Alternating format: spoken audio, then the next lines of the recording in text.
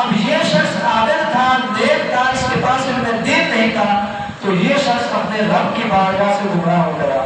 اب میں نے اس سے پوچھا کہ اس شیشے میں پوری دنیا کو اللہ تعالیٰ بند کر سکتا ہے، تو یہ گھبرا گیا۔ پھر وہ ایک عالم کے پاس جاتا ہے، وہ بھی اسی طرح سے نماز پڑھنے کے لیے جا رہا ہوتا ہے، تو وہ اس عالم سے پوچھتا ہے مجھے یہ بتاؤ اس چھوٹی سی شیشی میں کیا اللہ تعالیٰ پوری دنیا کو بند کر سکتا ہے؟ اب وہ شخص عالم دین تھا اور اسے پتا تھا کہ نماز کی کتنی اہمیت ہے۔ پہلا عابد نماز کو چھوڑ کر شیطان کے ساتھ بحث کرنے میں مصروف ہو گیا اور گمراہ بھی ہو گیا۔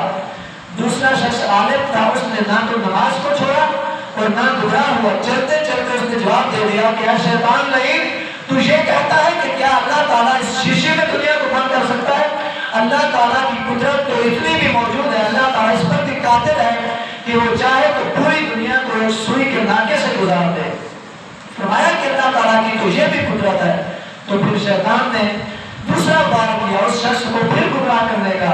فرمایا کہ اے نیک شخص، تجھے اللہ تعالیٰ نے تیرے علم نے تجھے بتا لی، تیرے علم نے تجھے گمراہ ہونے سے بچا لیا۔ تو اس عالم نے پھر اس شخص اور شیطان کو جواب دیا اے لعین، تو مجھے پھر گمراہ کرنا چاہتا ہے؟ مجھے میرے علم نے نہیں بچایا بلکہ مجھے میرے اللہ نے بچا لیا ہے۔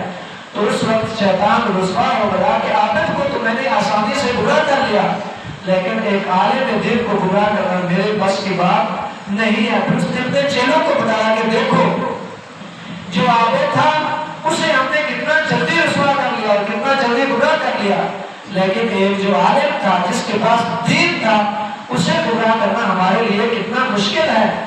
تو آپ لوگ دین کو ضرور حاصل کریں، علم دین حاصل کرنا اپنی زندگی کا حصہ بنا لیں۔ ایک روایت میں آتا ہے کہ ایک شخص مدینہ سے چلے، فرماتے ہیں کہ حضرت ابو درداء رضی اللہ تعالیٰ عنہ وہ دمشق کی مسجد میں بیٹھے ہوئے تھے اور آپ کے پاس ایک شخص آیا، اس نے آ کر عرض کی اے ابو درداء، میں آپ کے پاس ایک شہر سے آ رہا ہوں جو شہر رسول ہے، مدینہ الرسول صلی اللہ علیہ وسلم، میں رسول اللہ کے شہر سے آپ کے پاس آ رہا ہوں۔ کس لیے آ رہا ہوں؟ میں نے یہ سنا ہے کہ آپ کے پاس رسول اللہ کی طرف سے ایک ایسی بات ہے جو تم بیان کرتے ہو، جو تم رسول اللہ کی حدیث بیان کرتے ہو۔ اب میں مدینہ شریف سے دمشق کا سفر صرف اس لیے کر کے آ رہا ہوں کہ میں آپ سے رسول اللہ کی صرف ایک بات سیکھ سکوں جو تم رسول اللہ سے سن رکھی ہے آپ نے، اور وہ آپ لوگوں کو بیان کرتے ہو کہ یہ رسول اللہ نے فرمایا ہے۔ اب میں نے رسول اللہ کے شہر سے مدینہ منورہ سے یہاں دمشق آنے کا یہ سفر صرف اس لیے کیا ہے تاکہ وہ بات جو تم نے رسول اللہ سے سنی ہے اور لوگوں کو بیان کرتے ہو میں بھی آپ سے سن لوں۔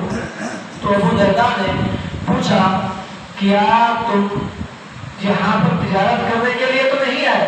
آپ نے فرمایا نہیں، صرف وہ بات سیکھنے کے لیے آ رہا ہوں۔ پھر ابو درداء نے پوچھا کیا تم یہاں پر کوئی اور نفع اور کوئی اور مقصد حاصل کرنے کے لیے تو نہیں آئے؟ آپ نے فرمایا نہیں، میں صرف اور صرف وہ ایک بات سیکھنے کے لیے اتنا سفر کر کے آ رہا ہوں۔ تو آپ نے فرمایا پھر سنیے، میں آپ کو وہ بیان کرتا ہوں جو رسول اللہ نے فرمایا تھا۔ فرمایا کہ من سلک طریقا، کہ جو شخص علم دین حاصل کرنے کے لیے علم دین کی راہ میں چلا، اس کے لیے اللہ تعالیٰ سہل اللہ له طریقا الی الجنہ، اللہ تعالیٰ اس شخص کے لیے جنت کے راستے کو آسان فرما دیتا ہے۔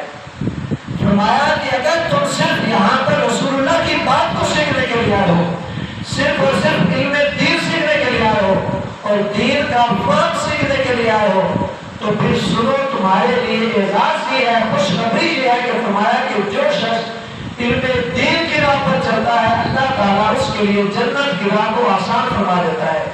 اب یہاں پر جتنے لوگ بھی بیٹھے ہو، اگر آپ صرف اور صرف اور یقیناً آپ علم دین حاصل کرنے کے لیے آئے ہو، دین کا فرق حاصل کرنے کے لیے آئے ہو، تو پھر یہ خوشخبری سن لو کہ اللہ تعالیٰ نے تمہارے لیے جنت کے راستے کو آسان فرما دیا ہے۔ اور پھر آگے فرمایا کہ بات یہاں پر ختم نہیں ہوتی، فرشتے جو ہیں وہ ان کے لیے جو شخص علم دین حاصل کرنے کے لیے سفر کرتا ہے اس کے لیے اپنے پروں کو اس کی راہ میں بچھا دیتے ہیں۔